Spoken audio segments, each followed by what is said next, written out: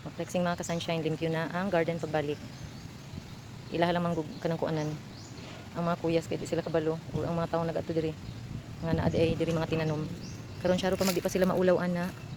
Ang kanang naa sa daplin, kanang nakabakod, tawon nga binata nga pagkabakod oh.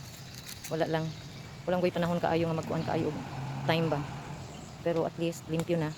Ug medyo maulaw na pud sila no nga mosulod pa aning garden nga dunay mga tinanom. Hopefully ang pingan pud nila sa ilang pagtaak-taak diri. Siguro sa sunod adlaw mga ka-sunshine ako itanom diri nga okra ug talong.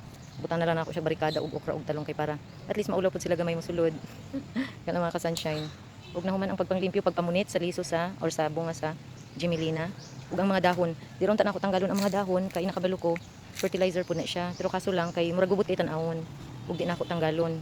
So kay para medyo maulaw ang mga tawo nga maagi dira sa tunga nga naay nakabarikada dira o makabalo sila nga oy naa jud ay gituyo jud ay nagtanom. Walang imong nanubo.